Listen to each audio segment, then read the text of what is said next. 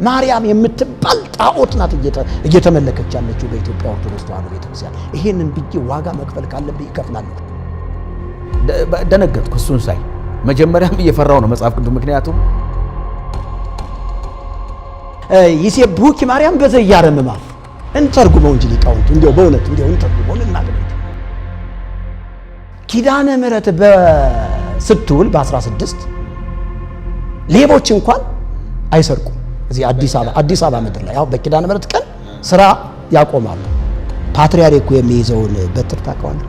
ይሄ የእባብ ቅርጽ እንደዚህ ምናምን አይነት ነገር እንዴት ነው ማርያም አትመለክም ቅዱሳን አይመለኩም ምናምን የሚባለው ነገር ከበር ነው እንጂ ድብን ተብለው ይመለካሉ። ማስረጃ አለ። እንደገና በሐሳብሽ ድንግል ነሽ፣ በፀጉርሽም ድንግል ነሽ፣ በዓይንሽም ድንግል ነሽ፣ በሐሳብሽም ድንግል ነሽ ሲሉ እና አባ ገብረ ኪዳን አልሰማ አራት አይና የሚባሉት አባ ገብረ ኪዳን እኮ በሐሳቧ ድንግል ነሽ። አራት አይና የተባሉት የፀጉሯን ድንግልና በደንብ ይሆናል። አንድ ጊዜ ለማኝ ሲያረጓት ማርያም አንድ ጊዜ ለማኝ ሲያረጓት፣ አንድ ጊዜ ቤዛ ሲያረጓት፣ አንዳንድ ጊዜ ቸርች ለውሻ የራራች ማርያም የወርቅ ጫማ ያስፈልገኝም ብላ ወርቅ ጫማዋን አውልቃ ለተጠማ ውሻ ውሃ ቀርታ ያጠጣች ነች። እንዲያው አሁን ማርያም ከድሃ ቤተሰብ ነው ተወልዳ ያደገችው። እንዲያው ነፃ የወርቅ ጫማ እና ሀገራችን ትረክሳለች ተብሎ መቃብሩን ቆፍረው አውጥተው በሰባተኛ ቀን ነው ምናምን ሲያቃጥሉት ቤንዚል አርከፍክፈው ሲያቃጥሉት ትዝ ይለኛል። የጴንጤ መንፈስ ነኝ ከየት ነው የመጣችሁ ያረጋው ይሰማል ከካሴቱ ከውጭ ሀገር ምን ልታረጉ እንደዚህ ህዝቡን ልናስክደው ምናምን እያለ የሚለፈልፍ አጋንንታዊ አሰራር ራሱን የሚገልጠው በስዕላቶች ነው። እንዴት ነው ራሱን የሚገልጠው ካልክ የምትፈልገውን ታርጌት አድርገህ የምትደግመው ድግምት አለ። ያን ድግምት ስትደግመው አውቶማቲካሊ ራሱን ሆኖ ነው የሚገለጠው፣ ስዕሉን ሆኖ ነው የሚገለጠው። ታስታውሳለህ? ያወረድኩት አንድ እርብ የድንጋይ አንድ እርብ ነው ያወረድኩት። ፖሊሱ ምናምን ተሰብስቦ ቤት 19 ፖሊስ ነው የመጣው። 19 ፖሊስ መጥቶ ድንጋይ የወንዝ ድንጋይ ከየት እንደሚመጣ አይታወቅም። ቤቱ ይደበደባል። ቤት ውስጥ ጣር ምናምን ይሆናል። ይሄ ትል ምናምን ሲበሉ ምናምን ትል ምናምን በቃ መናፍስቱ እንዲህ ነው የተጫወተባቸው። 3 ቀን ነው ቤቱን ያስደበደበው። ከዛ ቤቴ እንደበደበው መጥቶ ምናምን ብሎ በነገራችን ላይ ስብሐት ለአብ የሚለውን ድርሰት የደረሰው ወይፈኑ ነው። በሬው ነው የበሬው ድርሰት ተብሎ ነው የሚታወቀውና ብዙ ነገር ማንሳት እንችል ነበር። ታምረ ማርያም ደግሞ ምንድነው የሚለው? ታምረ ማርያም የሚባለው ታምረኛ መጽሐፍ በቃ ለመግደል፣ ምክንያቱም ሌላ ሰው እንዲገድል አልፈልግም፣ ገድዬህ በቃ ቤተሰቤን ነፃ ለማውጣት ነው ሐሳቤ ማለት ነው። ከፓስተር ዘላለም ጋራ ያሳለፍነውን ጊዜ እያስታወስን እንድናካፍላችሁ እድሉን ስለሰጣችሁን አመሰግናለሁ። ብርሃን ቲዩብ እንግዲህ እንደ ስሙ ብርሃን ነው። በጣም ደስ የሚል ሚዲያ ነው። በዚህ ሚዲያ ከቀረብኩኝ ጊዜ ጀምሮ እግዚአብሔር ብዙ ነፍሳትን አሳልፎ ሰጥቶኛል። እናም እንግዲህ ዛሬ ደግሞ ወንድሜ ዘላለም ከኔ ጋር አለ። እሱም ያሳለፈውን እንዴት ወደ ጌታ እንደመጣህ እኔም ደግሞ ወደ ጌታ እንዴት እንደመጣሁኝ ሁለታችን እየተወያየን እንቀጥላለን። ስሜ ዘላለም መዝገቡ ይባላል። መጋቢ ነኝ እና ዛሬ ደግሞ እንግዲህ ካንተ ጋራ አንዳንድ ነገሮችን አብረን እናሳልፋለን። ከዛ በፊት ግን ጌታ ኢየሱስ ክርስቶስን እንደ ግል አዳኝ አድርጌ የተቀበልኩበት ዘመን በ1996 ዓመተ ምህረት ወለጋ ክፍለ ሀገር በነበርን ጊዜ ታስታውሳለህ። አንተ 95 ወይም 96 ይመስለኛል ወጣህ ወደ አዲስ አበባ የገባው። እንግዲህ ዳሎ ተክለ ሃይማኖት ስታገለግል በነበረበት እዛው አካባቢ ነው እንግዲህ ኢየሱስ ክርስቶስን እንደ ግል አዳኝ አድርጌ የተቀበልኩት ማለት ነው። እንግዲህ ከስሜ ከጀመርኩኝ ሌላ አንተ የምትጠይቀኝን ተነስቼ ደግሞ እቀጥላለሁ ማለት ነው። አዎ እውነት ነው። አስታውሳለሁኝ 1993 94 95 96 ድረስ ዳሎ ተክለ ሃይማኖት ቤተክርስቲያን አገልጋይ ነበርኩኝ። እንግዲህ ተክለ ሃይማኖት እስካሁንም ድረስ እየተከተለኝ ነው መሰለኝ። እና አስታውሳለሁኝ ምስራቅ ወለጋና ክልል 6 ድንበሩ ላይ ነው። እንግዲህ እዛ ቦታ ላይ በሀገረ ስብከቱ አማካኝነት በበለው ጅጋንፎይ ወረዳ ሀገረ ስብከት በኩል ነው የተቀጠርኩትኝ እና አስታውሳለሁ በጣም እዛ ስፍራ ላይ እንዳንድ ንጉስ ነው ተቀምጬ ነበርና የዛን ሰዓት እንግዲህ በዲቁናው የምታገለግለው አንተ ነህ፣ ከበሮ የምትመታልኝ አንተ ነህ። ከዛ በኋላ በዛ በሀገረ ስብከቱ አማካኝነት ገንዘቡም እየመጣ ዝናውም እየመጣ ሲሄድ ወደ አዲስ አበባ እድል አገኘሁኝ። እንግዲህ አዲስ አበባ በቤተ ክርስቲያኒቱ ውስጥ እዛው ያገለገልኩኝ አዲስ አበባ የምትባለው ሀገር ላይ ለመኖር ስወጣ እንግዲህ መርጌታ ተክቼ ነው የሄድኩትኝ። አንዴ ድጓ መርጌታ አስታውሳለሁኝ። በደንበጫ ወረዳ ወደ ደጋዳሞት ራሱን አምጥቼ ሙሉ ቤቱን ሙሉ እቃውን ሁሉ ሰጥቼ ተመርቄ ነው ከዛ ቦታ ላይ የወጣሁት። እንግዲህ በዛን ሰዓት እንዲያውም አንዳንድ ሰዎች አንተንም እንዲንከባከቡህ አንተን ፈቃደኛ ስላልነበርክ ከኔ ጋር ለመሄድ እንዲንከባከቡህ አደራ ብያቸው በጣም ትላልቅ ሰዎች ነው ወደ አዲስ አበባ የገባሁትኝ። ከዛ በኋላ የተፈጠረውን ብዙውን የምታውቀው አንተ ስለሆንክ አዎ ከዛ በኋላ እኔ ወጣሁኝ ከዳሎ ተክለ ሃይማኖት ወጣሁና ወጣ ብላ ሌላ ከተማ አለች እዛ መንደር ሁለት ይባላል እዛ ገባሁኝ እና ያው ብቻዬን ስለነበርኩኝ በቃ ማለት ጀመርኩኝ እቺን ሱሷንም ምንዋንም መጠጧንም ሲጋራዋንም ምንዋንም ጀመርኩኝና በዚህ መካከል ነው እንግዲህ ክርስቲያን ወገኖችን የማግኘት እድል አገኘሁና እንግዲህ መጽሐፍ ቅዱስን ማንበብ ማለት እየፈራው አንድ ቀን የጓደኛዬን መጽሐፍ ቅዱስ ነው ያነበብኩት እና ዘፍጥረት ምዕራፍ 1 ነበር ያየሁት እና ቁጥር 1 ምን ይላል መሰለ ያው ታውቀዋለ በመጀመሪያ እግዚአብሔር ሰማይና ምድርን ፈጠረ በቀዳሚ ገብረ እግዚአብሔር ሰማይ ወምድር እና እሱ ቃል ነው በነገራችን በጣም ለመጀመሪያ ጊዜ ልቤን የነካው በቃ በጣም የተነካውበት ቃል ነው ደነገጥኩ እሱን ሳይ መጀመሪያም እየፈራው ነው መጽሐፍ ቅዱስ ምክንያቱም መጽሐፍ ቅዱስ አይነካም እየተባለን ያደግነውኛ እንዳትነካው ተብሎ በሳጥን ውስጥ ነው ተሸሽጎ ይኖረው እና ይሄ ልጅ ደግሞ በቀላል ያነበዋል ማለት ይጸልያል ያነባል መጽሐፍ ቅዱስ ከጁ አይለይምና የሆነ እንደ ቅናትን ቢጤ ያዘኝ እሱ ጴንጤ ነው እኔ ደግሞ ክርስቲያን ብዬ ራሴን ምቆልል ሰው ነኝና እኔ መጽሐፍ ቅዱስ አላነብም አልጸልይም እሱ ይጸልያል እና የሆነ ቅናት ቢጤም ያዘኝና ግን አንድ ቀን ነው ገለጥ ያደረኳት እና በመጀመሪያ እግዚአብሔር ሰማይና ምድር ፈጠረ እና ልቤ ቅልጥ ነው ያለው እና ከዛ በኋላ ያን ወንድም በቃ ላንብበውዬ ጠየቅኩትና አንብባለኝ በቃ አነበብኩኝ ከዛ በቃ በጣም ልቤ ተነካ ወደድኩት ቃሉን መጽሐፍ ቅዱስን በቃ በጣም ወደድኩት ሳነበው በጣም ቸክዬ ነው ማነበው በመሰረቱ በጣም አንባቢም ነበርኩና እና በቃ ወደድኩት ግን እኛ በቤተሰብ እንግዲህ ታውቃለህ እየተባልን ያደግነው ጴንጤ ይባልና የማርያምን ስዕል ረግጦ የሚገባ አይደለ ጴንጤ ኮርኒስ ላይ ሳንቲም እያንጠበጠበ ኢየሱስ ጌታ ነው የሚል ሌላው መብራትም አጥፍተው አዳራሽ ውስጥ መብራትም አጥፍተው ግብረ ሰዶም ይፈጽማሉ ከእናታቸው ጋራ ከእህቶቻቸው እንደዚህ በቃ በጣም እንደገና በድመት ስጋ ምናምን ቁርባን ያደርጋሉ ሰርዶ ይሄ ሳር ይበላሉ ጋዝ ይጠጣሉ የሚባል ይሄ ያው ስንሰበክ እኔም የድመት ስጋ ይበላሉ አንዴ እንደውም ጎንደር ላገለግል እንጂ እና ጴንጤ መሆን ይደርሰውበታልና ሳልፍ እንደዚህ ውር ይሉኛል እንደዛ ነው የሚሉት ምንድነው ስል ጴንጤዎች ድመት አርደው ይበላሉ ይባላል እና ይሄንን ነው እየሰማን ያደረ አሁን መጽሐፍ ቅዱስን ሳነብ ልቤ ተነክቷል አስብ ግን ደግሞ በፊት የሰማሁት ነገር አለ አይምሮዬን ተቆጣጥሮታል ከልጅነት ጀምሮ የተነገረኝ እና ቀጥታ ምንድነው ያደረኩኝ ቸርችን ሄድኩኝ እኔ በቃ ማለት መጽሐፍ ቅዱስ የሚለው እንደዚህ ከሆነ የሰማሁት የተሰበኩት ይሄ ከሆነ ልዩነቱን ማወቅ አለብኝ እውነት የተሰበኩት ልክ ነው ወይስ ቃል ልክ ነው ስለዚህ ሄጄ ማለት ይሄ የአይን ምስክር መሆን አለብኝ ብዬ ነው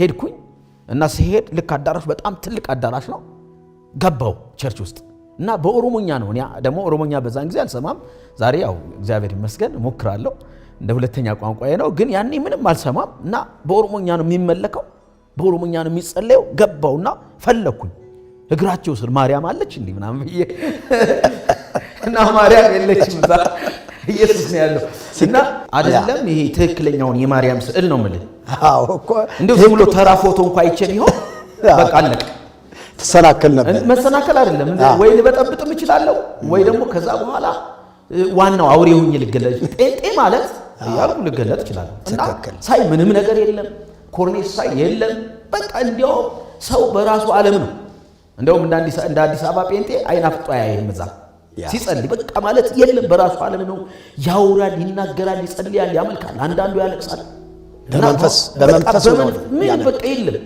እኔ 3 ቀን ኮንፈረንስ ነው 3 ቀን በተከታታይ አሳለፍኩኝ እዛ ማለት ነው እና የለም በቃ ይሄ ድሮ ሲሰበከን የነበረው ጴንጤ ማለት እየተባለ ቅድም እንዳወራ ውሸት ነው በቃ እኔ ማለት በቃ ነፍስ ማልቀረለ እንደው ይሄ ኳይር ምናምን ይሄ ጋውናቸውን የኳይር ልብሳቸውን ለብሰው ይዘምራሉ የሚዘምሩት በከበሮ ነው ከበሮና እኛን እንግዲህ አስበው ያው እንዴት በከበሮ ስታይ ራሱና ከበሮን ሳይማ በቃ ጭራሽ በቃ ነፍስ አልቀረልኝም በጣም እና 3 ቀን ሙሉ አየው ለካ ውሸት የማርያም ፎቶ ከበሮ ስደበድብ ነው ደግሞ ያደከው አንተ ስዕል አድህኖ ነበር ይባለው እና ፎቶ እያልኩ ነው ማወራው እንግዲህ ኦርቶዶክሳውያን በዚህ እንዳታቆርፉብኝ ብቻ ግን የለም ከኮርኔስም የሚያንጠባጥብ አካል የለም መብራትም ጠፋ አልጠፋ የሚባል ነገር የለም ሰው በእውነትና በመንፈስ ነው የሚያመልከው በቃ ከዛ በሶስተኛው ቀን ይመስለኛል እኔ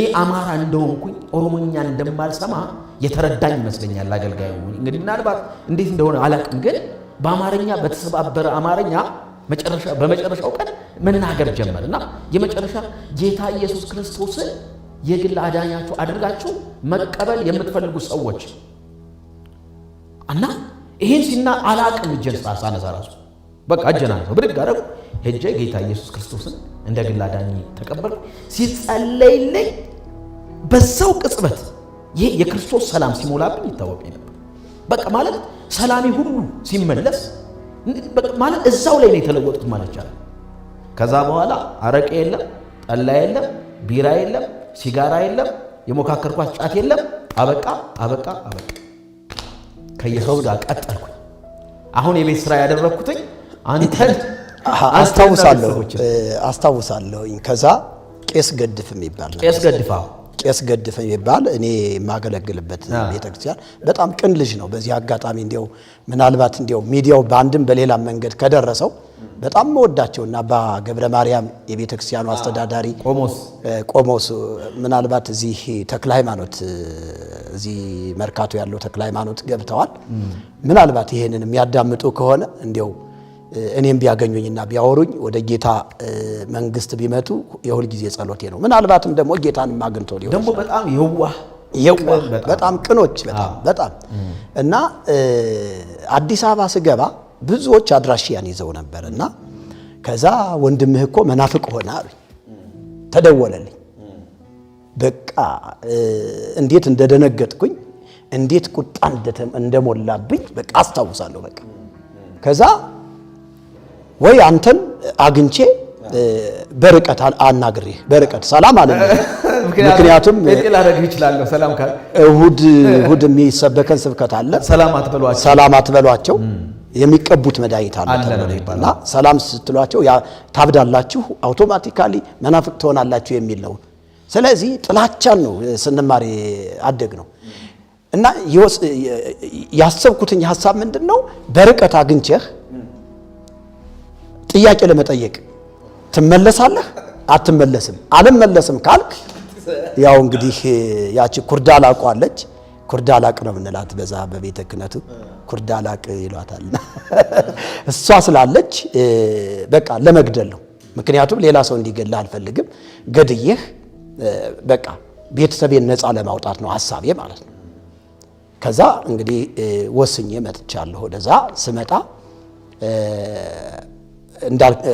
ምንድነው ብዙ ሚኒሻዎች በቁጥጥር ስር ነበሩ ገንዘብም ስለነበረኝ ፖሊሶች ብትል ሚኒሻ ብትል ምን ብትል ብቻ የምፈልገውን ገንዘብ እየሰጠሁኝ የፈለኩትን ነገር ለማድረግ 100% እርግጠኛ ሆኜ ነው የመጣሁት ግን አምላኬ እግዚአብሔር አስቀድሞ ተናገረኝና በነገር ላይ እስቲ እሱ አጫውተን እስቲ ለሚያዳምጡ ሰዎች አጫውተን እግዚአብሔር አስቀድሞ ተናገረ የሚገርም ራእይ ነው ያየሁት ልትገለኝ እንደምትመጣ ራእይ ነው በቃ ቁልጭ አለ እና እንደውም ነገርኳቸው ታላቅ ወንድም አለኝ አልኳቸው እዛ ያሉትን ሰዎች እና አባቴ አልኳቸው መሰከርኩላቸው በልጅነቱ ጴንጤ ሆኖ አይቸው አለቀስኩኝ ሲል ወንድሜ የሆነ መሳሪያ አለ መሳሪያውን አንስቶ በአንድ ጥይት ገለዋለሁ ብሎኛልና ወንድሜ ሊገለኝ ሊመጣ ነው ስለዚህ ጸልዩልኝ አልኳት እየጸለይ ነው በዚህ መሐከል አንድ ቀን ጧት ተነስቼ አረ ወንድሜ ይፈልጋል አሉኝ የሆነ ሰዎች ወንድሜ ይፈልጋል በቃ ያየሁት ላይ ተፈጸመ የሆነ ቤት ገባውና አልጋ ስር ቆድሮ የሚባል አይደለም ምንድነው ከሰኔል የሚሰራው እሱን አልጋ ስር ገብቼ ለብሼ አንተ ገንዘብ ሰጣቸው እንዲፈልጉኝ ገንዘብ የሰጣቸው ምን መጣው ቤት ጠይቀው ይሄዳሉ እኔ አያቸዋለሁ እነሱ አያዩኝ የሚገርም እና በዚህ መንገድ እንግዲህ ያመለጥኩ ማለት ነው ልትገለኝ ቆይ አንተ እንደው ብትገለኝ መንግስተ ሰማያት ምገባ ይመስል ነበር በዛ ሰዓት 100% አይደል ከትምርቱ የተነሳ ትምርቱ መንግስተ ሰማያት ገለህ መንግስተ ሰማያት ልትገባ በቃ ምክንያቱም ጸረ ማርያም ብላችሁ ቀጥቅጣችሁ ግደው ባለጌን ካሳደገ ጸረ ማርያም ተብሎ ነው ትምርት የሚሰጠውና እኔ ያስታወስከኝ በጣም ያስታወስከኝ ነገር ባወራ ደስ ይለኛል ፋዘር ገና ልጅ ሆነን እኛ መጨረሻ ይችን ህልም ነው የተናገረ ብዙ ያለ እናታችንን ነይ ብሎ ያለቀሰ ምናምን ሲያወራት እዚህ ይለኛል ይሄ ልጅ እኮ ጴንጤ ሲሆን አየሁት አለ ጴንጤ አይታወቅም በዛን ዘመን መናፍቅ ሲሆን አየሁት እና ወደፊት ይሄ ልጅ መናፍቅ ነው የሚሆነው ብሎ አለቀሰ ማለት ነው እና እሷን ሲያለቅስ እኔ ዛን ሰዓት ኤስኬሶ አለች እንግዲህ ፋዘርም ያው ሙሉ በኩል ላይ ነው ለዘመጻፍ ኃይል ምትሏን ይጠቀማል አባታችን ኪዳን መስቀሉን ለመባረኪያ መሳሪያውን ኪዳን ለማድረስ ለሊት ሲወጣ 9 ሰዓት በዚህ ቻርጎ እስኬሱን መስቀሉን በዚህ ይዞ እየደገመ ነው የሚሄደው መያለ ነው የሚሄደው እና ያችን የስኬስ ነው ያወጣዋትኝ አስታውሳለሁ ላጥ አድርጌ እንዲያውም አቀባበልኳትኝ እና አቀባበልኳትና ስማ አንተ መናፍቅ የምትሆን ከሆነ በዚህ ጥይት ነው በአንድ ጥይት ነው መበትነ ከዛ ታው አለ የዛን ሰዓት ያውም ብዙ ነገር ስለነበር ጸፋርሷም ምናምን ቻቢሽዋም አለች የቅኔ ተብላ የምትወሰድ ይችን አስታውሳለሁ ልክ ነህ በዚህ ሁኔታ አንተ ዛ ገባህ የቆሎ ትምህርት ቤቱን አቋረጥክ ፋዘር በጣም ብዙ ሙከራ አደረገ አንተ ትምህርቱን ቀጠልክ እስከ 7ኛ ክፍል ተማርኩኝ ግን ያው አባቴ ፈቃደኛ አይደለም በዛ ትምህርት እንድቀጥል ፈቃደኛ አልነበረም እሱ ቄስ እንደሆነ ነው የሚፈልገው መርጌታ እንደሆነ ነው የሚፈልገው ታውቃለህ ያው ቤተሰቡ ሁሉ መርጌታና ቄስ እንደሆነ ነው የሚፈልገው እሱ ጠቅላላ እና በነገራችን ላይ ታናሻችንን ታስታውሳለህ እኔ ነኝ ያስወጣሁትኝ ይሄ ከካም ትምህርት ነው እዛ ትምህርት እንዳትሄድ ብዬ እኔ ነኝ የከለከልኩት ሴቶች ሁሉ ይማሩ ነበር እና በጣም እስከ 7ኛ ክፍል ከተማርኩ በኋላ ምንም ፈቃደኛ አልነበረም ትምህርቱም እያለ እየጠነከረ ሲሄድ የግድ ማጥናት አለብህ አጋዥ መጽሐፍቶችን ማግኘት አለብህ አባታችን ለዚህ ትምህርት ፈቃደኛ ስላሉ እስክሪፕቶ እንኳን መግዛት አይፈልግም ፈቃደኛ አይደለማ በቃ ያለ ፈቃዱ ነው ስማር ነበር በዚህ ምክንያት ነው በነገራችን ላይ ከቤተሰብ ወጥቼ እናንተ ወዳላችሁበት ወደ ወለጋ ያኔ የመጣሁት ማለት ነው እና እንደዛ ነው ቅድም አንድ ነገር ምን አስታወስኩ መሰለህ ሰላም አልለውም በርቀት መተዋለሁ ያልከው አንድ ጊዜ አክስታችን ሙሃይ ውበት እና ያኔ በጠረጴዛ ዙሪያ ለምን አናወራም ብለህ ጠርተኸኝ የመጣው ጊዜ ቄሶቹን ሰብስቤ እና ያኔ አክስቴ ናት አሳድጋኛለች እንደ እናት ነው ማያት የእናቴ ታላቅ እህት ነች እና ሂጄ እኔ ናፍቃኛለች የምር እኮ ነው ሂጄ ለቀም አድርጌ ሳምኳታ አስጎራት እና ምንድነው ሲባል በቃ ጴንጤ ሊያደርገኝ ነው ብላ ነው ለካ እኔ ነክቻት ምን ልትሆን ነው እሷ ጴንጤ ልትሆን አጎራት በቃ አስጎራትና እንደው መንፈሱን ሳላስለቅቀው መቅረቴ ነው የጸጸተኝ ለማንኛውም እሱን ስላስታወስኩ ነው አንተም መጨረሻ ላይ ተበቀላት ያስጎራ ነበር ያኔ አልተነካካንም መጣህ እኔ ሐሳቤ ምንድነው ሰዎች ያከብሩኛል ይፈሩኛል ገንዘቡም አለ ዝናውም አንቱታውም አለ እና እንግዲህ ጴንጤን ያክል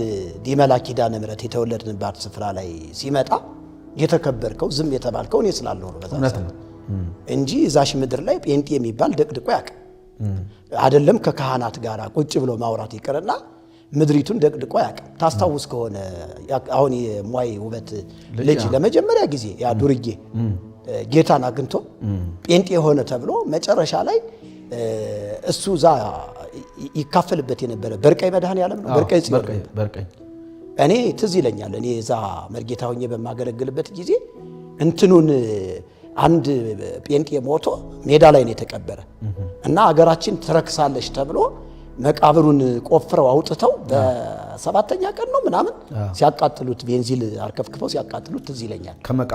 ከመቃብር አውጥተው ሲያቃጥሉት ትዝ ይለኛል። እና በዚህ ሁኔታ ላይ የሚንቀሳቀስ ትውልድ አንተን ለምንድን ነው የዛን ሰዓት ምንም ሳይል የቀረ? በርግጥ በጣም ይፈራል። ግን በጣም ይፈራል። አንደኛ እጅ ጥበቧለች ጥበብን በላት በዛኛው ጥበብን በላት በዛኛው አውዱን ጠብቀን እናወራ ካላና ስለሚቆጡ ጥንቆላ ካል ይቆጣል። ጥበብን በላት። በነገራችን ላይ ፋዘር እንደዚህ አይነት ነገር አይወድም። በጣም ነው የሚጠላው። ይሄ ጥበብ ምናምን ነው ምናምን ነው የሚለው። እኔ ግን የማስታውሰው አንዴ ልክ ያኔ ቀሳውስቱ ተሰብስበው ስብከተ ወንጌል ተጠርቶ ውይይት ሲደረግ እና ያኔ በጣም ተስፋ ሲቆርጥ ቀሳውስቱም ሰባኪ ወንጌላውያን ምናምን ተሰብስበው ምንም እኔን መሞገት አልቻሉ ነበር። እና የመጨረሻ ጊዜ ና አለ። ታስታውስ እንደው አላውቅም። ና አለ አንተ ጥበብ ትችላለህ።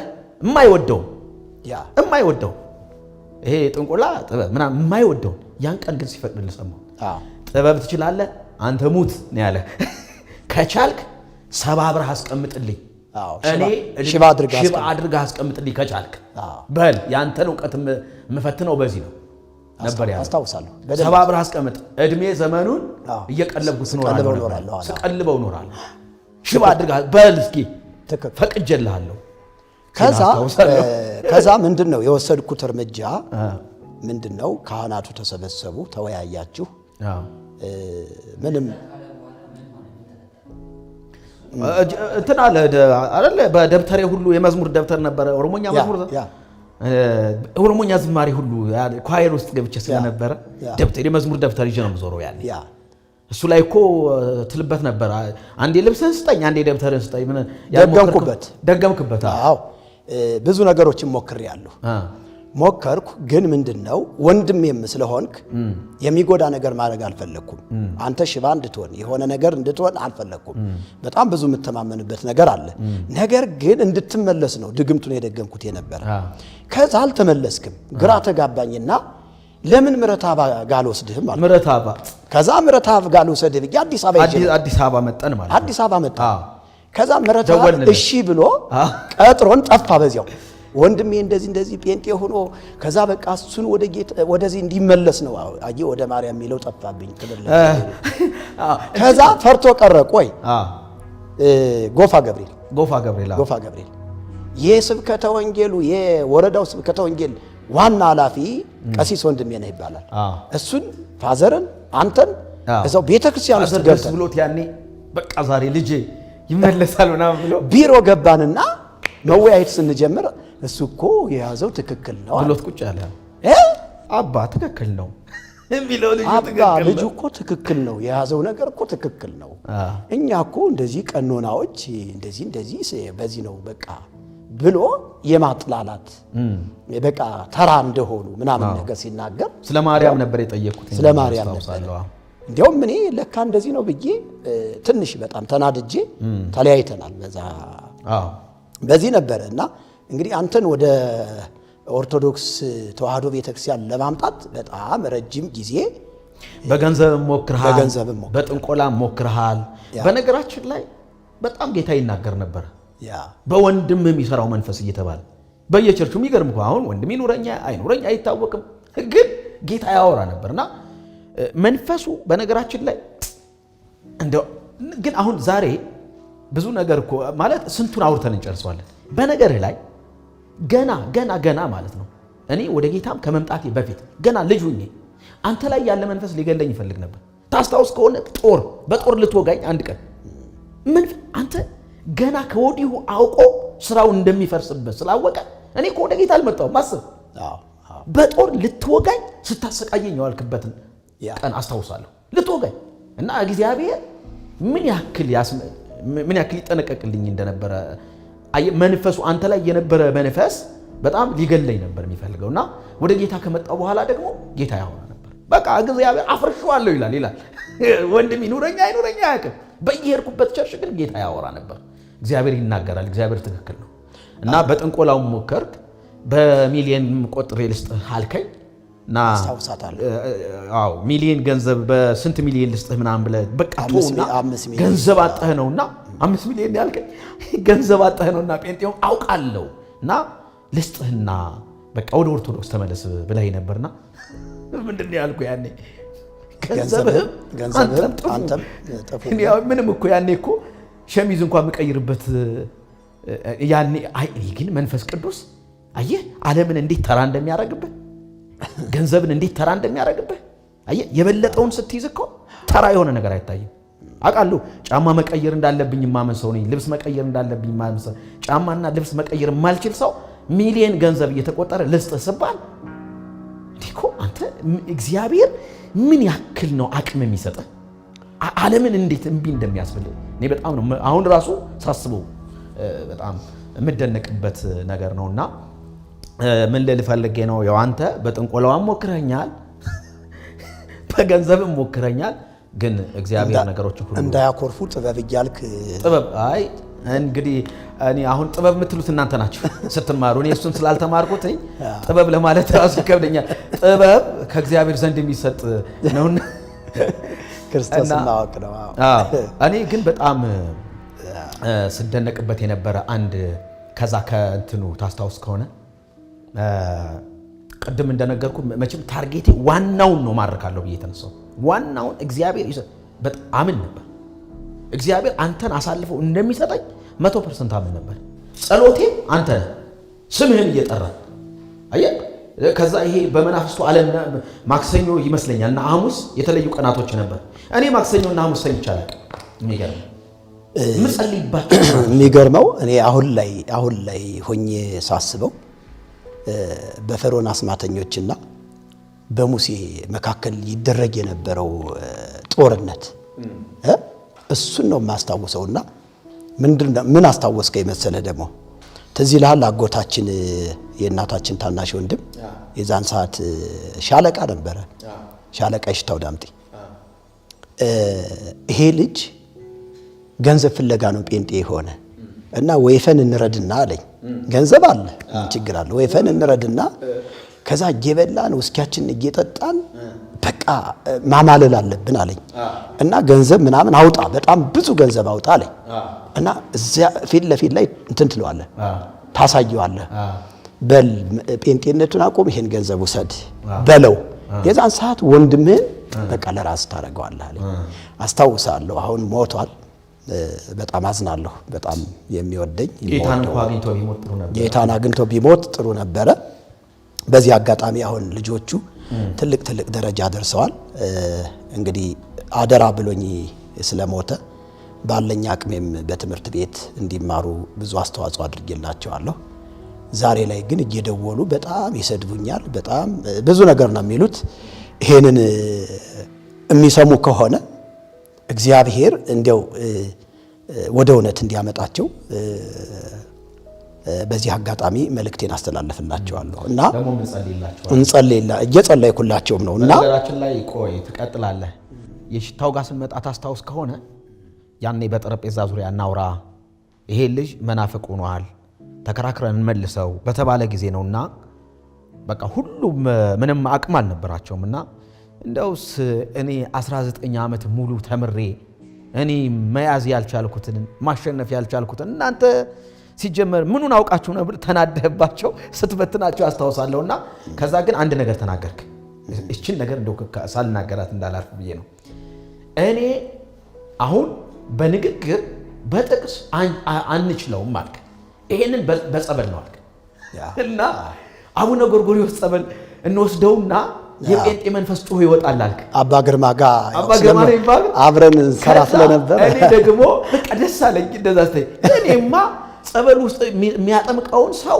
መንፈስ አስወጣለታለሁ ነበር ያልኩትና ተያይዘን አዲስ አበባ ለመጀመሪያ ጊዜ እኮ የረገጥኩት ያኔ ነው ከዛ ይዘህ መጣህና ይሽታው ጋር ከዛ ማታ ላይ ስነ ልቦናዊ ተግዳሮት መሆኑ ነው እና ካሴት አስገባችሁና ማዳመጥ ጀመርኩ የጴንጤ መንፈስ ነኝ ከየት ነው የመጣችሁ ጧ ያደርገዋል ይሰማል ከካሴት ውስጥ ከውጭ ሀገር ምን ልታረጉ እንደዚህ ህዝቡን ልናስክደው ምናምን እያለ የሚለፈልፍ እና እቺ ነገር ተግዳሮት ነች አልኩኝና ሳኩባችሁ ምን እዚህ ጋር የሚያስለፈልፈውን ተውና ነገ እኔ ሄጄ ልጠመቅ አይደለ እኔ ስለፈልፍ ታየኛለህ ወይስ አስለፈልፈው በእርግጠኝነትን ከአጥማቂው ላይ መንፈስ አስወጣ በጣም አኮረፋችሁብኝ በነገራችን ላይ ያን ሰሞን እኮ 2 ቀን ነው 3 ቀን ምግብ ተከልክያለሁ እናንተ አንዴ አትክልቱን አንዴ ስጋውን አንዴ ምኑን ያላችሁ እኔ አኩርፋችሁ እንደዛ አድርጋችሁ እኔ ልትመልሱ በነገራችን ላይ ይሄንን ባደረጋችሁ ቁጥር መንፈስ ቅዱስ በኃይል ነበር መሞላው በጣም አቅም ይሆን ነበር በጣም ጉልበት ይሆን የበለጠ ነበር የሚያበረታኝና የሽታ ጋር ስላያያዝከው ነውና በገንዘብም በምንም ስትሞክሩት ግን እግዚአብሔር በመንፈሱ በጣም አቅም ይሰጠኝ ስለነበረ በዛ መንገድ እንግዲህ ቀጠልን ማለት ነው ለማንኛውም ወረስኩ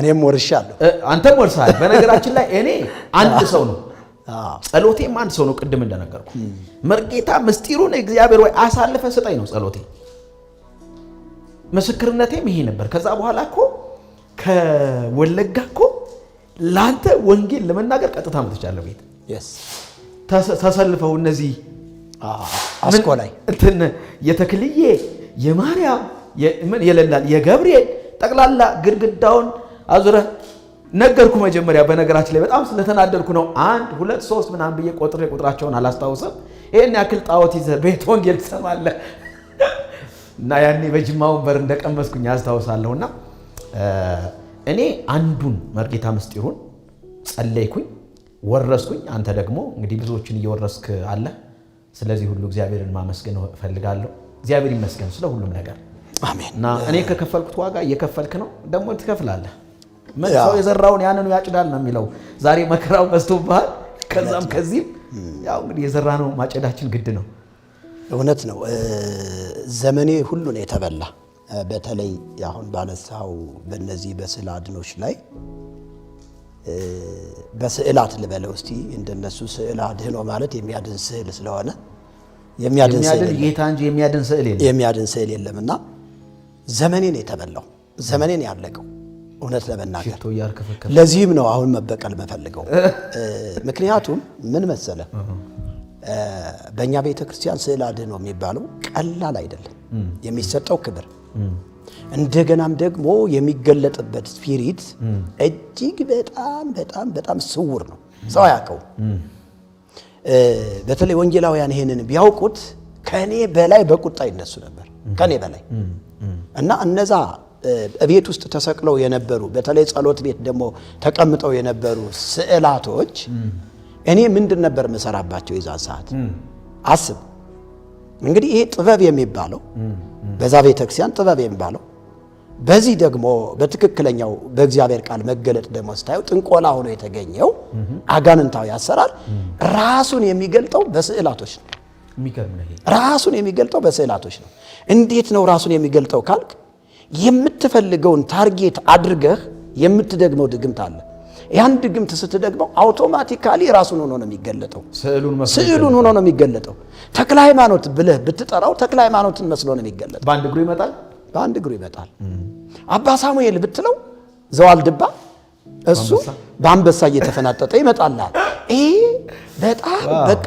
በቤተ ክህነቱ ወይም ደግሞ በኢትዮጵያ ኦርቶዶክስ ተዋሕዶ ቤተክርስቲያን ሊቃውንቶች ዘንድ መሳበ ቅዱሳኖችን ስቦ በጸሎት ጠይቆ አቅርቦ ማነጋገር ተመልከት መጽሐፍ ቅዱስ ደግሞ ምን እንደሚለው ታውቃለህ ሙታን ሳቢ አየው ወደ እግዚአብሔር ቃል ስታመጣው ግን እነሱ ጥበብ የሚሉት አጋንንታዊ ጥበብ ነው አጋንንታዊ አካሄድ ነው ስለዚህ ዘመኔ በጣም ነው የተበላበት ሌሊቱን ሙሉ ገድሉን አነባለሁ ለዛ ነው ትልቅ ፍቅር የነበረ ለነሱ እጅግ በጣም ትልቅ ፍቅር ነበር ተክልየን መስሎ ይመጣልሃል ምን ታርግዛ እንግዲህ እኔ ያሰራዋቸው ስዕላቶች ታስታውስ ከሆነ በጣም በውድ በብር ያሰራዋቸው አሉ በቃ በሚያምር ፍሬም ያሰራዋቸው አሉ እንግዲህ ለነዛ ሁሉ ራሱን የቻለ ሽቶ ነበራቸው የእንተና ሽቶ ጀነራል ነው የእንተና ሽቶ ዳርክ ናይት ነው የእንተና ሽቶ የሆነ ነገር ነው ብቻ ጠፍቶኛል የሽቶ ራሱ አይነት ነበረው ግን ተክለ ሃይማኖት ሲመጣ የተክለ ሃይማኖት ቀን ድግስ አለ እኛ ቤት በግ ይታረዳል። አስታውሳለሁ እሱ የገብርኤል ከሆነ የገብርኤል ቀን ደግሞ በግ ይታረዳል፣ ድግስ አለ። ግንስ እዛ ሁሉም እየሄደ ይደፋል፣ ስዕለት ያቀርባል። ቤት ነው እኮ መኖሪያ ቤት፣ ታቦቱ አለ ተቀርጾ የተቀመጠው። በዛ አይነት መንገድ ስለተቀበልኩትኝ ዘመኔ በጣም ተበላ፣ ተያዝኩኝ። ቃሉን እንዳላነብ የእግዚአብሔር ቃል ዕውቀት እንዳይኖረኝ በዚህ በድርሳን በታምራት በሚባሉት መጽሐፍቶች በጸሎት መጽሐፍቶች ብቻ አእምሮዬ ቢዚ ሆኖ በቃ ራሴን እንደ ታላቅ ሰው ቆጥሬ የምኖር ሰው ነኝ። ገብቶሃል? ስለዚህ በዚህ መካከል ደግሞ አንተ ጴንጤ መሆንህ እጅግ በጣም አደገኛ ነው። በጣም አደገኛ ነው። ስለዚህ አንተን ምንድነው ማድረግ ያለብኝ? ጸልዬ ወይም ደግሞ በዛ ጥበብ በሚባለው ደግሞ ስራውን ሰርቼ አንተን ወደኛ ሃይማኖት መመለስ የኔ ሐሳቤ እና መጨረሻ ላይ ግን እንዲያው ጊዜ ስለሌለን ወደ መጨረሻው ወደ ወለጋ የመጣውበትን ጊዜ አንተን ወይ መግደል ወይም ወደ ሃይማኖቱ መመለስ ነው የኔ ታርጌቴ ማለት ነው። እሱ ነው በቃ ሐሳቤ። በዚህ መካከል ምንድነው ያለኝን ነገር ለመጠቀም ተዘጋጅቼ ነው የመጣው፣ ድግምቱን ለመድገም። ይብን ያ ጴንጤዎች የሚያመልኩበት አዳራሽ ላይ አንደርብ ለመጣል ነው የመጣው አሉኝ እኮ በኋላ ላይ ተሰብስበው ነው ደግሞ እርግጠኛ ነበርኩኝ ባንደርብ ነው የምገለባብጠው አይነት ነገር ነው። ብዙ ነገር እያሰብኩ ነውና ታስታውስ ከሆነ እዛ እኛ ሀገር ላይ የመጀመሪያ ሚስቴ አንድ ጊዜ ቀምቶ እኔ ትምህርት ገና ሳልጨርስ ነው ያገባሁት። ታስታውስ ከሆነ እኔ ጎንደር ሄጄ ስመለስ ያገባዋትን የሕግ ሚስቴን ወደ አዲስ አበባ አጥፍቶ ይዟት ሄዷል። ሰውየው ምርግትናው ይበቃዋል። የምን ምስክርነት ነው? እንደ ጓደኞቹ እንደነ መርጌታ ጻ ያገልግል ያለዛ በቁና እህል ይሰፈርለታል ያገልግል። ከዚህ በኋላ ይማርም ብሎ በዛ አለ ይዞት ቄስ ነው ደግሞ የቄስ ልጅ ነችና እሷን አጥፍቶ ይዟት ሄዶ ስመለስ የለችም። ታስታውሳለህ? ያወረድኩት አንደርብ የድንጋይ አንደርብ ነው ያወረድኩት። ፖሊሱናም ተሰብስቦ ቤት 19 ፖሊስ ነው የመጣው። 19 ፖሊስ መጥቶ ድንጋይ የወንዝ ድንጋይ ከየት እንደሚመጣ አይታወቅም። ቤቱ ይደበደባል። ቤት ውስጥ ጣር ምናምን ይሆናል። ይሄ ትል ምናምን ሲበሉ ምናምን ትል ምናምን በቃ መናፍስቱ እንዲህ ነው የተጫወተባቸው። 3 ቀን ነው ቤቱን ያስደበደበው። ከዛ ቤቴ እንደበደበው መጥቶ ምናምን ብሎ ከዛ ክስ ተከሶ እስቲ ቼክ እናድርግ ተብሎ ፖሊስ ሲሄድ ድንጋይ እየመጣ ፖሊሱን ይቀጠቅጠዋል። አይ ይሄ ከሕግ ጋር አይገናኝም ራሳችሁ ጨርሱ ብለው ሲሄዱት እዚህ ይላል። እንዲያውም ፋዘር ሁሉ ታስሯል በዚህ ምክንያት። ከዛ እኛ ያድሮ ደበደበብኝ ትላለ። እኛ ወፈጥ የሚባለው ጫካ ውስጥ ነው ድመት አርደን የሰራ ነው እኔና ወንድሜ። ጥቁር ድመት አርደን ምን ላድርግልህ ትወዳለህ አለ መንፈሱ መጣ። የቄስ መንገሽን ቤት አስደብድብ በድንጋይ እና ቤቱን አርሙላው ትል አድርገው እንጀራውን ይሄን ስንለው ብለነው ኪዳን አድርገን አረቂ እንትን ብለን ከዛ በኋላ ደሙን እንትን ብለን ያንን ሰጠነው። ከዛ መቀጥቀጥ ጀመረ። ከዛ መጨረሻ ላይ ልጄን እኔ ነኝ ይዤው ያደርኩ አለ። እኛ 3 ሰዓት ነው የሰራነው። እኔ ያደርኩት ደግሞ ቤት ነው ፋዘር ደግሞ የዋህ ስለሆነ ልጄን እኔ ይዤው አድሬ በፍጹም እንዲያታረጉም ብሎ እንዲያው ምሰሩኝ ብሎ አብረን ሄደን እስር ቤት ገባንና የሚካድሙ ዶክተሮች ነበሩ። ስማቸውን ዶክተር ናቸው አሁን እና እስር ቤት አረቂ ሲያመጡልኝ አስታውሳለሁ። እንዲያው በዚህ አጋጣሚ ከሰሙ ጌታ ኢየሱስ እንደሚወዳቸው ነግራቸዋለሁ። በእውነት ወደ ጌታ ይምጡ። ቆይ ልጨርሰው። መጨረሻ ላይ የተፈጠረው ምንድን ነው? ተደራደሩ የሚባል ሚስቴን ያምጣልኩኝ። ከዛ ድርድር ነው የተደራደር ነው። ፋዘር ግን ትዝ ይለኛል ልጄ አለኝ ይሄንን ነገር አርገዋል አላርገውም እውነቷን ብቻ ንገረኝ አለኝ። አይ ፋዘር አርገዋለሁ አለ። ጎበዝ ልጄ አለኝ እና ለሰውየው ካሳ ተብሎ 37 ቆርቆሮ ይሁን ቁጥሩ ትዝ አይለኝ እንዲገዛለት ለሰውየው። ከዛ ሚስቴን እንዲያመጣ ተደርጎ ተደራድረን በቃ ማንም አክብሮኝ ይብን እስር ቤት ግቢ ውስጥ ገባን እንጂ እስር ቤት አልገባንም እኛ። አንድ 30 ደቂቃ ነው ምናምን የቆየን። ፖሊሱ ሁሉ ጠቅላላ ወደ እኔ ነው የሆነ። ከዛ ተደራድረን ሚስቴን አመጣ። ካሳ ምናምን ተባለ። ካሳውን ይክፈል ፋዘር ትዝ አይለኝም። በዛ ምክንያት ነው እንግዲህ ይሄንን በመተማመን እንግዲህ አንደርቡን እንደምሰራ ስለማቅ በመተማመን ቸርቹ ላይም አንደርብ ለማውረድ ነው የመጣሁት ወደ አንተ ማለት ነው። አዎ እንደዛ የማስፈራራቱን ነገር አድርገው ነበር። ነገሩ ይኸውልህ አንደርብ ጴንጤ ላይ አይሰራም። አሁን ያልተረዳኸው ያኔ አንተ ያልተረዳኸው ነገር መጽሐፍ ቅዱስ ምንድን ነው የሚለው? አስማት አንድ ረብ ሆናችሁ አንድ ረብ ሆንብህ እና ሟርት በእስራኤል ልቤ ቀለጠ ታውቃለህ። ልቤ ልክ እዛ ከደረስኩ በኋላ ሐሳቤ ሁሉ ተዛባብኝ። አይ ምን ይሄን ያህል ምንድን ነው እሱን ምን አስፈላለገኝ ብዬ ብዙ ገንዘብ አውጥቻለሁ። በዛን ሰዓት ወደ 30 ሺህ ብር አውጥቻለሁ አንተን ለማስያዝ። ግን ያደረኩት ምንድነው ወደ 4 ተሳቢ በቆሎ ጭኜ ሄድኩኝ። አንተ ጥሩ ነግደሃል። በቃ እሱ ነው መጀመሪያም የሚሻል እሱ ነበረ። እኔ ጋር አዝም ለበከንቱ ነው የተጋፈጥከው። በነገራችን ላይ ከኔ ጋር ስትጋፈጥ ከጌታ ጋር ነበር። ትክክል። በቃ እየተጋጨህ መመለስ እንጂ ምንም አታደርግም። ምንም አላለም። እንደው በዚሁ አጋጣሚ የሚጠነቁሉ ሰው በጴንጤ ከሰሩ ኪሳራ ውስጥ ናቸው። በዚህ አጋጣሚ በጴንጤ ላይ ብዙ ጠንቋዮችን ወርሻለሁ። በጣም ብዙ ደብተራዎችን ብዙ መርጌቶችን እግዚአብሔር አሳልፎ ሰጥቶኛል። ግን አጋጣሚ እስካሁንም ድረስ የምትጠነቁሉ ሰዎች ካላችሁ መርጌቶች፣ ቀሳውስቶች፣ ዲያቆናቶች፣ ኤጲስቆጶሳቶች በእውነት በኔ ይብቃ፣ ጥንቆላ በኔ ይብቃ ነው የምለው። ይሄ መልእክት ይድረስልኝ። አሁን እኛ ደንበጫ ላይ 368 ጠንቋይ ነበር እዛ መርጌታ ቄስ ደብተራ ማለት ከ12 ዓመት በፊት ማለት ነው። ከ18 ዓመት በፊት ነው የማውቀው። አሁን ደግሞ ምኑን ያክል ተራብቶ እንደሆነ መገመት አያዳግትህም። ስለዚህ ያ ሁሉ ጠንቋይ ፍቃድ ተሰጥቶት ነው የሚጠነቁል። አሁን አባጌነውን ታውቀዋለህ? አባጌነውን ታውቀዋለህ? የቅማታችን የጡት ልጅ ነው።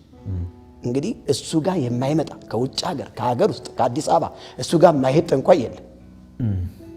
እንዲያውም አንድ ጊዜ የሆነ ንዋየ ቅድሳት ጠፋ ተብሎ ሰዎቹ ሽማግሌ ምናምን መርጠው አባጌነው ጋር ይሄድ ተባለ። ካህናቱ እኮ ናቸው። ጠንቋይ ጋር ተሄዶ እንተና ነው የሰረቀው ብሎ እንዲናገር ማለት ነው። አስብ፣ ቤተ ክርስቲያን ከዚህ ጋር ምኑን ያክል ዝምድና እንዳላት ነው የሚያሳየው። እና አባጌነው ራሱ የሚጠነቁልበት ራሱን የቻለ ጽላት እንዳለው እኔ አውቃለሁ። አለው ታቦት እንዳለው አውቃለሁ። ብዙዎቹ ያንተም ነበር በመሰረቱ ነበር አስታውሳለሁ። ነበር እንትን እኔ እንደው ሲባል የምጠነቁልበት ነው ታቦት። እኔ እንዲያው እንዳንተ የዛን ሰዓት ስሜታዊ ሆኜ ብዙ ነገር አቃጠልኩ ሰባበርኩ እንጂ ኑሮ ቢሆን አስተምርበት ነበር። አዎ በነገራችን ላይ እንዳታቃጥል እያልኩ ነግርህ ነበር ብለህ ነበር። ግን መሸከም አልችልም ብዬ አቃጠልኩት። ገብቷል። እና ምንድነው እግዚአብሔር ግን መልካም አባት ነው። አብ ካልሳበው በቀር ወደ እኔ ሊመጣ የሚችል ማንም የለም ተብሎ እንደተጻፈ እኛ ከዛ ከጎጃም ምድር መውጣታችን እግዚአብሔር አንተን ተጠቅሞ እኔ መውጣቴ በእውነት መመረጥ ነው። ኢየሱስ ቀጥታ ነው ወደ ቤቴ የመጣው። ኢየሱስ ወደኛ ቤት ነው የመጣው። ይሄ ደግሞ መመረጥ ነው። እግዚአብሔር ስለመረጠን ነው ያደረገው እንጂ ከዛ ውስጥ እንዲያው ይወጣል ተብሎ አይታሰብም። ታስታውስ ወረዳ አዎ ከደንበጫ ወረዳ አስበው። ደንበጫ አሁን ዛሬ የደመሬት ነች። የደመሬት ነች ዛሬ አሁን በቃ ትውልድ በየቀኑ የሚረግፍበት ምድር ነው። ከጥንትም ጀምሮ ታሪክ ያለው ነው ደንበጫ ወረዳ። ከደንበጫም ዲመላ ያቺ ትንሽ ቀበሌ ከዛ መውጣት በራሱ በእውነት ይሄ የእግዚአብሔር ታምር። በእርግጥ እግዚአብሔር ዓላማ አለው እና ሰሜንን እግዚአብሔር እንደሚያስወርሰን ማምናለሁ። ግን እኔ ታስታውስ ከሆነ ያው ብዙ ጊዜ ነው እንግዲህ የደበደብከኝ። አዳማ አንዴ ፈንክተኛል። አዳማም ቤት መምራን ሰፈር አስኮ መምራን ሰፈር አንዴ ፈንክተኛል። አንዴ ደግሞ የት ላይ ብቻ 3 ጊዜ ፈንክተኛ። ያው የደበደብከኝን መድኃኔዓለም ይቁጠረው። አሁን እኮ አስደበደብከኝ እኮ አስከፈልከኝ። ኩላሊት ፌል እስኪሆን ድረስ ኩላሊት እስከማይሰራ ድረስ ተደበደብኩ። የመውጊያውን ብረት ቀለል አድርገው ቢሆን ቀለል ይልልህ ነበር። እውነት ነው። አንተ አበዛኸው። ምንም ማድረግ አይቻልም። እንግዲህ መቻል ነው። ሰው የዘራውን ያንኑ ነው የሚያጭደው እና መቻል ነው። ምንም ማድረግ ግን እኔ ሁልጊዜም በነገራችን ላይ በጣም አስኮ ላይ ከፈነከትከኝ በኋላ ቀዘቀዝክ በጣም ያስኮ ዱላ ያስኮ ደም እኔን አግኝቶኛል። በባለቤቴ እንትን ነው ሻርፕ ነገር ይሄ ነጠላ ነገር ነች። እንዲህ አስራልህ እሷንም ድብድቤያታለሁ። በዚህ አጋጣሚ እየሰማሽ ከሆነ እንዲያው ምህረት ታድርግልኝ በእውነት እግዚአብሔር ምስክሬ ነው። እና አስረህ ምናምን ደምህ ምናምን እየፈሰሰ ልክ ከተወሰነ ደቂቃ በኋላ ስባንን ወደ ራሴ ስመለስ ወይኔ ነው ያልኩኝ። በቃ የእናቴ አባቴን ልጅ ገደልኩት ብዬ እያለቀስኩ ሲሄድ ቅጥቅጡ ውስጥ ገባህና እንደዚህ አልከኝ፣ በመስታወት ወጥተህ እጅህን እንዲህ አልከኝ፣ እወድሃለሁ ምናምን ብለህ ምናምን ስል ከዛ ወደቅኩኝ። በቃ እዛ መናኸሪያ ላይ ወድቄ እየተንከባለልኩ አለቀስኩኝ። ሰዎች አረጋጉኝ። ከዛ በኋላ በሶስተኛ ቀኑ ነው እኔ ሰዋስወ ብርሃን ቅዱስ ጳውሎስ መንፈሳዊ ኮሌጅ የገባሁ። ለምን ጥያቄ ውስጥ ገባሁ። ለምንድን ነው ወንድሜ ይሄን ያህል ዋጋ የሚከፍለው? ምንድን ነው የተገለጠለት? ምናልባትም እሱ መጽሐፍ ቅዱስ የሚለውን ነው ሁሌ የሚያወራ። እኔ ስለምንድን ነው መጽሐፍ ቅዱስን ማወቅ እማልችለው? መጽሐፍ ቅዱስ ልማር አልኩና ገባሁኝ። ሁሌ ታቀርባቸው የነበሩ ጥያቄዎች ነበር። በማርያም ላይ በቅዱሳን ላይ የምንከራከርበት ብዙ ነገር ነው። እነዛን ለቴዎሎጂ አስተማሪዎች ማቅረብ ጀመርኩ። ሳቀርብ ይሄን አትጠይቅ ትዝ ይልሃል። አጋጣሚ ይሄ መጽሐፍ አለ ዛሬ ወንድማችን እዚህ ላይ እንዴት እንዳስቀመጠው ባላቅም የ2000 እትሙ ነው እና በተለይ በዚህ በጣም እንጣላ ነበር። ታስታውስ ከሆነ ተጨማሪ በሆኑ በቀኖና መጽሐፍቶች በጣም እንጣላ ነበር። 66 ነው እስትንፋሰ መለኮት ትክክለኛው እሱ ነው ትለኛለህ። እኔ ደግሞ 81 ነው እልሃለሁ። ስለ ጥበብ በነገራችን ላይ ስለ ጥበብም እዚህ ላይ ተጽፎ እዚህ ላይ ስላለ ይሄ እኮ ለሰለሞን ተሰጥቷል ነው አምስተኛ የጥንቆላ መጽሐፍ። አሁን ምንድነው በተለይ በጣም ብዙ ነገር ነው ያለው በእነዚህ በስምንቱ የተግሳጽ መጽሐፍቶች ቀለሜንጦስ፣ አብጥሊስ፣ ግጽው፣ ስርዓት ኪዳን፣ ዲድስቅልያ፣ ስርዓተ ጽዮን የሚባሉ በነገራችን ላይ 81 አይደለም መጽሐፍ ቅዱሱ። በዚህ አጋጣሚ ይሄንን መልእክት የሚሰሙ ሰዎች መጽሐፍ ቅዱሷ የኢትዮጵያ ኦርቶዶክስ ተዋሕዶ ቤተክርስቲያን መጽሐፍ ቅዱስ 81 አይደለም። ስንቆጥረው የታተመው ብቻ ስንቆጥረው ራሱ የታተመው ብቻ ስንቆጥረው ተረፈውን ምኑን ጨምሮ ወደ 84 ነው ይመጣ። የሚገርም ማለት ነው። ደግሞ ስምንቱ የተግሳጽ መጽሐፍቶች ደግሞ ሲጨመሩ ከዛ ከተረፈው ውጪ 89 እዚህ ላይ ያልተካተቱ ግን እንደዚህ እንደ ዶክመንት 89 ናቸው። አሁን ትክክለኛው 89 ነው በእነሱ ከተረፈዎች ጋር 104 ነው መጽሐፍ ቅዱስ ያላት ቤተክርስቲያን ማየት እንደው ይሄ አይደለም የሚል ሊቅ ነኝ የሚል ኦርቶዶክስ እኔን ሊያናገረኝ በሲኖዶስ ጸንቶ ተወስኖ በቃ መጽሐፍ ቅዱስ ተብለው እንትን ተብለዋል ተጨምረዋል። እነዚህ ስምንቱ የተግሳጽና የሥርዓት መጽሐፍቶች ነው የሚባሉ ቀለሜንጦስ፣ አብጥሊስ፣ ግጽው፣ ስርዓት ኪዳን፣ ዲድስቅልያ፣ ስርዓተ ጽዮን የሚባሉት ማለት ነው። እነዚህ መጽሐፍቶች አሁን የኢትዮጵያ ኦርቶዶክስ ተዋሕዶ ቤተክርስቲያን ቅዱሳት መጽሐፍት ብላ ከ81 ጋር አብራ አጠቃለዋለች። ግን ደግሞ ለምንድን ነው እነዚህ መጽሐፍቶች ለምን ያልታተሙ ብዬ ጠየቅኩኝ ኮሌጅ ላይ። መናፍቅ ያስብላሉ ነው ያሉኝ። መናፍቅ ያስብላሉ። አባ ክንፈ ገብርኤል ይባሉ ነበር። አንድ በጣም መጽሐፍ ቅዱሳዊ እውነት ያላቸው። ከዛ አባ አልኳቸው አንድ ቀን ወንድሜ በዚህ ሁኔታ አስቸግሮኛል አልኳቸው እና እባክዎት እነዚህ ተረፎችና ስምንቱ የተግሳጽ መጽሐፍቶች እንዲሁም ደግሞ ከ81 ውጪ የሆኑ መጽሐፍቶች ያስፈልጋሉ አያስፈልጉም ንገሩኝ አልኳቸው አስክሬ። ከዛ ልጅ አሉኝ እነዚህ መጽሐፍቶች አሉኝ ለገንዘብ ለመሰብሰቢያ ለቤተ ክርስቲያኒቱ ገንዘብ ለመሰብሰቢያ የተቀነኑ ናቸው እንጂ ለሕይወት አይሆኑም አሉ። በዚህ አጋጣሚ እሳቸው ሞተዋል። በጣም አዝናለሁ። ያስተማሩኝ መምህር ነበሩ እና ለገንዘብ መሰብሰቢያ ታቦታቱም በዚህ ውስጥ ነው ያሉት። በዓል ማክበር ምን ወዘተርፈ በአጠቃላይ ከዛ ፍትህ መንፈሳዊና ፍትህ ስጋዊ በሚባለው ተወስኖ እነዚህ መጽሐፍቶች እንደ ተጨማሪ የተያዙት ለቤተ ክርስቲያን ጥቅም ተብለው ነው እንጂ ለሕይወት አይሆኑም አትንፋል። ታዲያ ጴንጤዎች ትክክል ናቸው ማለት ነው አልኳቸው። ንገሩኝ አባ ካፌ እንዴ ከምን ማላወጣው በቃ ምስጢር አድርጌ ይዘዋለሁ። አንተ ጅል አሉኝ።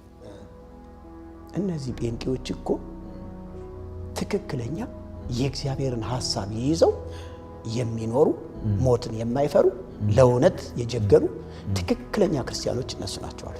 ዋው ትክክለኛ ክርስቲያን እና ታዲያ ለምንድን ነው እሱ ይሄንን እውነት ይዘው ለሰው የማያስተምሩ አልኳቸው። የእንጀራ ጉዳይ እኮ ነው ልጅ አሉኝ። እዛው ላይ ተጣላ። እዛው ላይ ሆዳ ብዬ እዛው ላይ ለምነውኝ መጨረሻ ላይ ለምነውኝ ከዚህ በኋላ እኔም ጴንጤ ነው መሆን አልኳቸው። ወንድሜ ትክክል ነው ማለት ነው አልኳቸው። ማን ነው ወንድምህ ሲሉኝ አይ ወንጌላዊ ዘላለም ባል ወንድም አለኝ እንደዚህ ዲያቆን ነበር አሁን ጴንጤ ሆኗል። በል እሱ የሚያስተምርህን ተማር ዝም ብለህ አሉኝ። ይችን በልብ ያስኳት።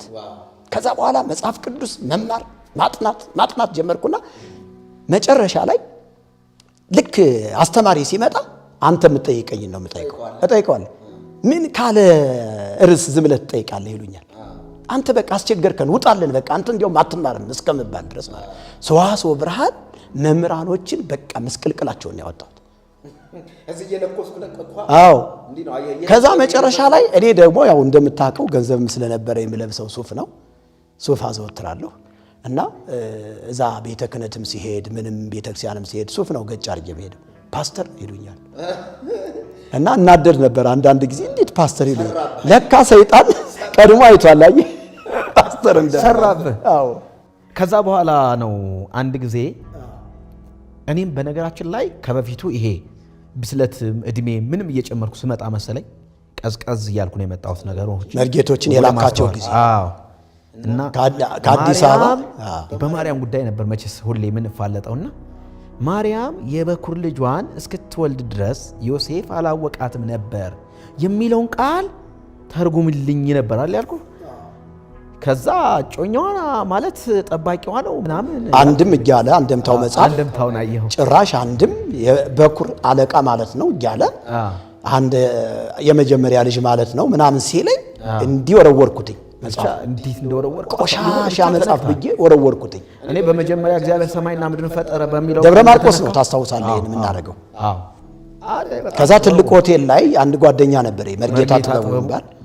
ከዛ ይፈሩኛል። ያው ከዛ መጨረሻ ላይ ጥያቄውን ጠየቅኩት መርጌታ ጥበቡ ምናምን ብዬ አቤት ሲለኝ እንዴት ነው ዮሴፍ የማርያም እጮኛ ነው የሚለውን እንዴት ተተረጉመዋለህ አልኩት።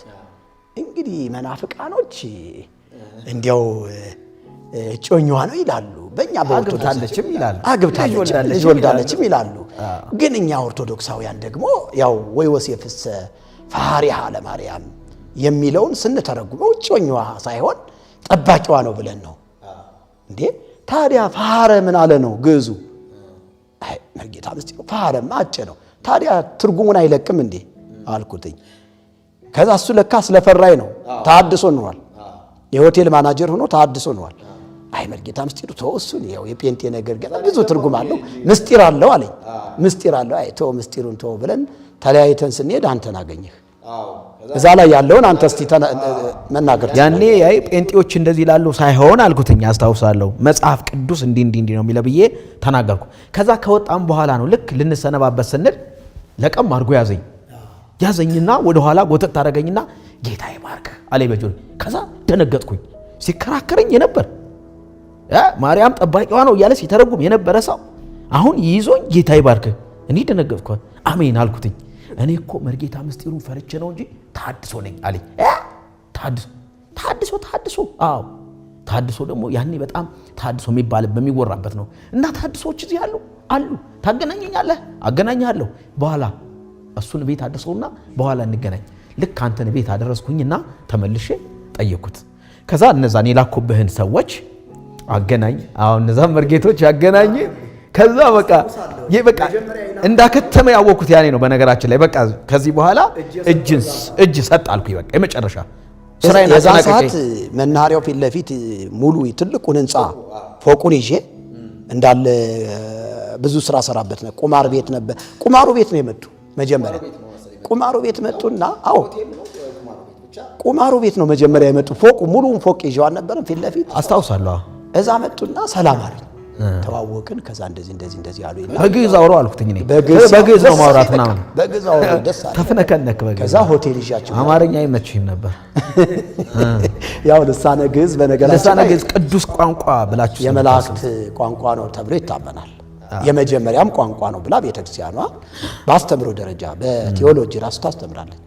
የመጀመሪያ ቋንቋ አዳም ራሱ እና አዳምና ሔዋን የሚናገሩት ግዕዝ ነበር። ሲያመልኩ የነበሩት በግዕዝ ቋንቋ ነው ብላ ቤተክርስቲያኗ ታስተምራለች። ከዛ አንፃር ልሳነ ግዕዝ የእግዚአብሔር ቋንቋ ነው ብለን ስለምናምን በዛ ምክንያት ግዕዝ የሚያወራ ሰው በጣም እቀበላለሁ፣ ሰውም ይቀበላል።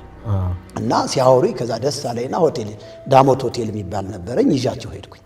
እንዲያው አጋጣሚ አንዳንድ ሰዎች የሆቴል አስተናጋጅ ነበር ሲሉ ሰምቻለሁ። አዎ አለ እኮ ባለፈው እንደዛ ሲል ቲክቶክ ላይ በነገራችን ላይ ቲክቶክ በጣም ዘምቶብሃል ሰሞኑን። ጥላቻ ከባድ ነው እና 39 ሰራተኛ የነበረ ሰውዬ የሆቴል አስተናጋጅ ነበር። ስታስተናግድ መጥቶ እንደሆነ ምናልባት ሰው አላስተናግድም ምናልባት መጥቶ አላስተናግድም እና እነዚህ መርጌቶች ራሱ ሲሰሙ እርግጠኛ ነኝ ያን ሰው ይታዘቡታል። መጋቤ ብሉይ ነኝ ብሎ እንደዚህ አይነት ያው እዚህ ላይ ማውራት ጥሩ ባይሆን ግን አንመካበትም። ትምክህታችን መስቀሉ ላይ የተከናወነው የኢየሱስ ክርስቶስ የደም ዋጋ ነው። ሌላ ምንም መካበት ነገር የለም። ያንን የምንመካበትን ነገር እግዚአብሔር አስወጥቶልናል። ክብር ለኢየሱስ ይሁን እና ከዛ በኋላ በጣም ጓደኛ ረኳቸው። እነዚህ መርጌቶች ይሄን የስተት ትምህርት እያመጡ ይናገራሉ። ተርጉመው ነው የሚሉኝ። እተረጉማለሁ። ከዛ በጻድቃን በሰማዕታት ይሄ በዚቁ በዜማው በድጓው በጾመ ድጓው በጣም ብዙ ስህተቶች አንተ ይሄማ ልክ አይደለም የማለት እንዲያውም ቀድሜ እኔ አንተ ቆስቁሰህብኝ ስለነበር እኔ ነኝ ቀድሜ አይ ተውት ይሄ ስህተት ነው እንዲያውም እናንተ ራሱ ጌታን ተቀበሉ የማለት